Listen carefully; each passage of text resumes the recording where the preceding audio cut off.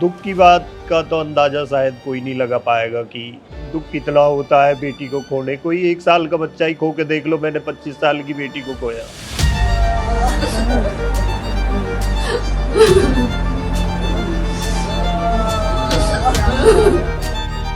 दर्द भरने की बात मत करो कि मेरी मुझे ही पता है कि मैं अपने किस तरह संभाल पा रहा हूँ, मुझे नहीं, सारा परिवार बहुत परेशान है।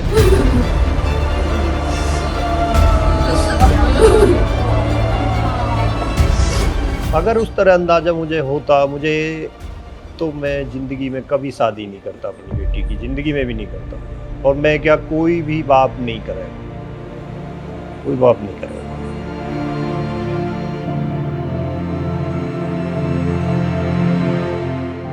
जो बात थी वो डिमांडेड बात थी, वो टॉर्चर करते थे उसे, टॉर्चर बहुत ज़्यादा टॉर्चर किया लड़की को, इतना टॉर्चर कर दिया कि उसे एक दिन उन्हें मार ही दिया ऐसा करते करते।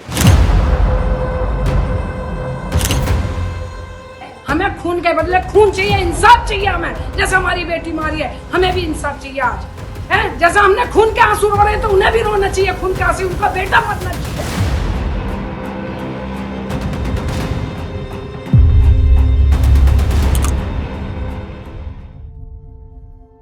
हम दीपिका का मेरे पास फ़ोन आया था, तो मैं शाम को वहाँ पे गया था, अपनी बेटी के पास गया था। और जाने के बाद में वहाँ पे जो भी थोड़ी बहुत उनमें दिक्कत थी, हम उस दिक्कत को कुछ हल्के में ले रहे थे। बाकी हमें ये नहीं पता था कि ये दिक्कत बहुत ज़्यादा बढ़ गई है। तो हमने अपनी बेटी को भी समझाया और उन्हें भी समझाने के बाद हम अपने घर आ गए। और जैसे ही घर आए तो दीपिका के जो ससुर हैं उनका मेरे पास फ़ोन आता है कि भाई आपकी बेटी जो है गिर गई है, दीपिका गिर गई है। मतलब कोई उनको, मान लो इनके आने के बाद कोई बात कोई थी भी तो दोबारा से कॉल कर देते, हम दोबारा से वापस पहुंच जाते, हम अपनी बेटी को ले आते। उस टाइम पे ऐसी कोई ज़्यादा चीज़ें नहीं थी, नॉर्मल सब ओके, राजी खुशी ठीक होके अब वापस आ गए।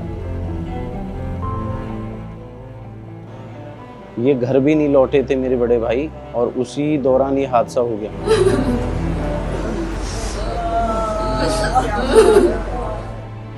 मैंने उनसे पूछा भाई दीपिका कैसे गिर गई है, किस तरह गिरी है, कि जीने से गिरी है या वो बाथरूम में गिरी है। तो वो बोलते हैं कि नहीं, वो छत से गिर गई है और हम उसे लेके हॉस्पिटल जा रहे हैं।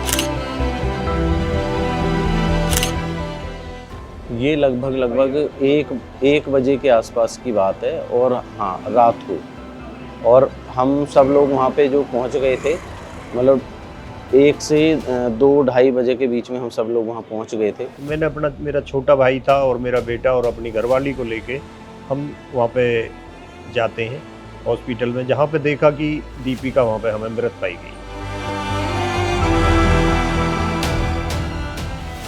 बेटी डेड थी हमारी।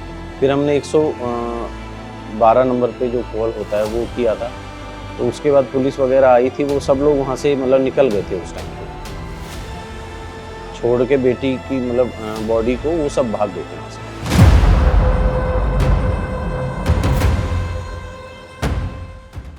दीपिका को आपने जब पहली बार उस हालत में देखा, आप देख पाए?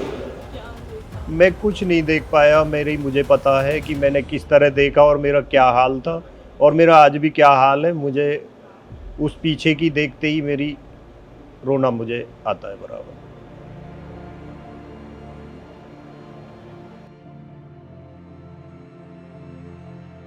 सबसे पहले तो विश्वास ही नहीं हुआ, ये मतलब सपने में सोचने वाली भी बात नहीं है कि मतलब इस तरह की घटना हमारे साथ घट सकती है। हमने अपनी बेटी को इतने प्यार लाड से और सारी चीज़ें मतलब एक बहुत अच्छे तरीके से करने की कोशिश करी थी, लेकिन शायद हमारा नसीब ख़राब था, हमारी बेटी का नसीब ख़राब था।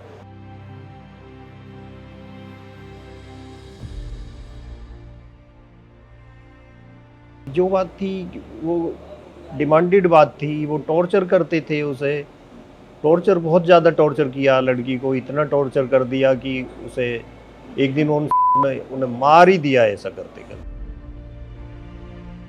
मेरे बड़े भाई मतलब रात में ही वहाँ से आए थे और एक ही घंटे में ऐसी क्या चीज़ें बदल गई कि भाई मतलब एक इंसान को मौत के घाट उतार दिया उन लोगों ने। तो उन्हें टॉर्चर करा जा रहा था। अब फॉर्च्यूनर गाड़ी 50 लाख रुपए लेके आ, और नहीं लेके आएगी तो तुझे जान से मारेंगे। जब उन्होंने रात उसको मार दिया था, जब हमारे पास में उन्होंने फोन करा था। अगर उस तरह अंदाज़ा मुझे होता तो मैं ज़िंदगी में कभी शादी नहीं करता, अपनी बेटी की ज़िंदगी में भी नहीं करता। और मैं क्या, कोई भी बाप नहीं करेगा, कोई बाप नहीं करेगा। तब उन्होंने बोला कि छत से गिर गई है, और उसमें इतना बड़ा झूठ उन्होंने बोला। उस बेटी के शरीर पे कम से कम 14 से 18 मार्क्स मतलब हैं, निशान हैं हर बॉडी पे, बहुत मतलब डेंजरस हैं। उनको देख के कोई मतलब अपने आप में रोने को आ जाएगा। जिसकी वो बेटी भी नहीं है ना, वो अननोन आदमी भी रोने को आ जाएगा। उसके पेट में, उसके हाथों पे, पेट में उसके इतना बड़ा हॉल है किसी चीज़ का, कोई नुकीली चीज़ उसके यहाँ पे डाली गई है। तो इसको आत्महत्या कैसे मतलब बोल सकते हैं? उन्होंने चक्कुओं से गूंद के मारा, चक्कुओं से गूंद के। अब 50 लाख रुपए लेके आ और फॉर्च्यूनर गाड़ी लेके आ, नहीं तुझे खत्म करेंगे। सासू ने भी, आदमी ने भी, ससुरे ने भी, सबने उसको टॉर्चर करा, और ऊपर से उसे फेंक दिया 3री मंजिल से। जब उसे फेंक दिया, जब हमारे घर फोन करा 1 बजे का, जब तुम्हारी बेटी गिर गई है जीने से, तो उन्होंने झूठ क्यों बोला? झूठ बोलने के बाद भी वो भाग गए। हमें खून के बदले खून चाहिए, इंसाफ चाहिए हमें। जैसे हमारी बेटी मारी है, हमें भी इंसाफ चाहिए आज, है? जैसा हमने खून के आंसू रो रहे हैं, तो उन्हें भी रोना चाहिए खून के आंसू। उनका बेटा मरना चाहिए, जैसे आज हमारी बेटी मर गई है। हमें इंसाफ चाहिए, हमें अदालत से भी इंसाफ चाहिए, कोर्ट से भी, अदालत से भी चाहिए। बड़े से बड़ा वकील भी होगा, और हमसे बात करे आके, अब तुम्हारी बेटी कैसे मारी है, मोदी तक हमारी खबर जानी चाहिए। अच्छी शादी की थी हमने भी, बाकी वो उनके मन नहीं भर पाई, और जिसका आज हमें खमियाजा भुगतना पड़ा है। हमें अपनी बेटी गंवानी पड़ी। हमें पता नहीं था कि इतने बड़े दरिंदों से हम शादी कर रहे हैं, अपनी बेटी का रिश्ता जोड़ रहे हैं। अगर थोड़ा भी हमें पता होता तो हम कभी ज़िंदगी में अपने में शादी नहीं करते। कहीं से भी इंसान गिरेगा तो नॉर्मल सी बात है, फ्रैक्चर्स ही होते हैं, बड़े फ्रैक्चर होते हैं, छोटा मोटा नहीं, बहुत बड़े फ्रैक्चर होते हैं। उसमें कोई फ्रैक्चर का कोई जिक्र नहीं है। उसमें लीवर, किडनी और स्पाइन वगैरह बिल्कुल सब ख़त्म हैं। तो ये आत्महत्या तो किसी भी रूप में नहीं है, वो पोस्टमार्टम रिपोर्ट ने बिल्कुल खुल के बता दिया है। तो अगर हमारे माननीय मुख्यमंत्री जी योगी जी अगर सुन रहे हो, तो ऐसे दरिंदों के लिए फांसी की सज़ा का प्रावधान कर दें। अन्यथा आज एक ये दीपिका नागर गई है, कल कोई और बेटी भी इसी दहेज की आग में फूंक जाएगी। हाँ, वहाँ भी यही हुआ है, ऐसे ही बेटी मरती रही। वो बेटी तो हमारी चली गई है, वापस तो अब आती नहीं। बाकी ऐसे दरिंदों को सज़ा ज़रूर मिलनी चाहिए। पुलिस ने अरेस्ट किया है, अभी पुलिस आश्वासन दे रही है हमें अच्छे तरीके से। अगर चीज़ें सही चलेंगी ठीक है, नहीं तो फिर हम आगे की कार्रवाई हम करेंगे अपने स्तर पे। अभी उन्होंने मतलब 2 लोगों को पकड़ा हुआ था, अभी एक का और मतलब आ रहा है सुनने में। तो ये चीज़ें चल रही हैं। ज़िंदगी जब तक हमारी ज़िंदगी है, ज़िंदगी तो हमने जी ली। जो हमारी अच्छी ज़िंदगी थी वो तो हमने जी ली, अब तो हमें घुट घुट के जीना पड़ेगा।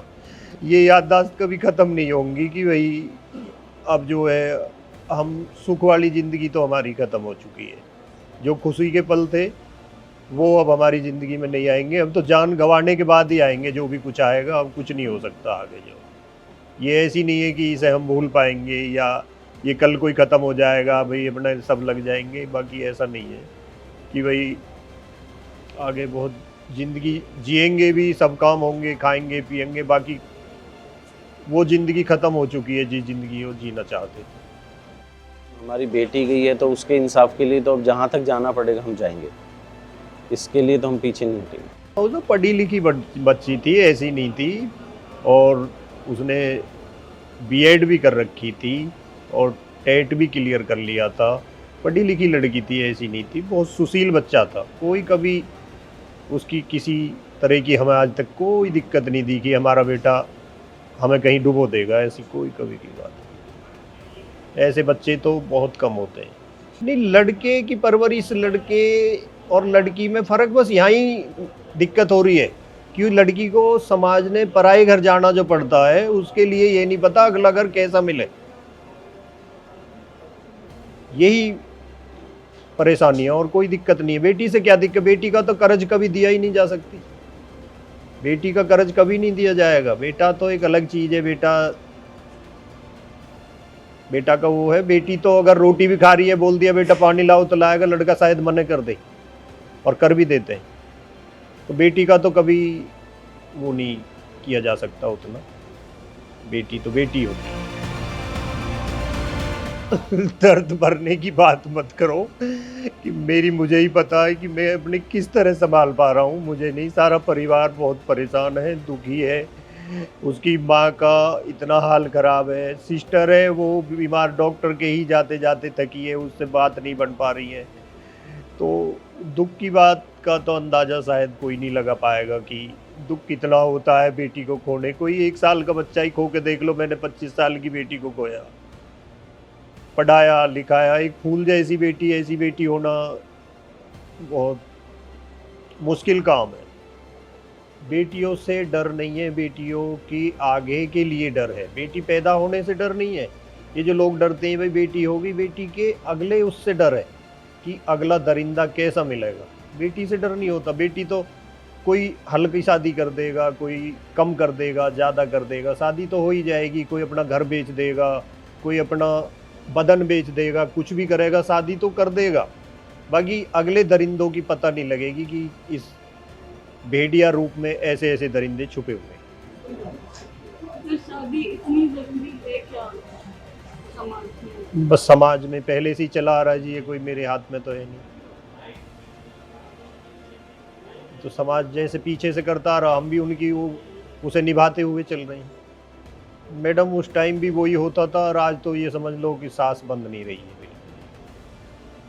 आंसू सूख नहीं रहे हैं कि परिवार में किसी में भी, और परिवार में नहीं पूरे गांव में, और गांव की बजाय भी अगर पूछो तो पूरे क्षेत्र में घर घर यही चर्चा है कि ऐसा कब तक, आखिर कब तक। कोई तो अंत होगा, आज ये, कल और खबर शुरू हो जाएगी, यहाँ से ख़त्म हो जाएगी, आगे दूसरी हो जाएगी, तो आखिर कब तक।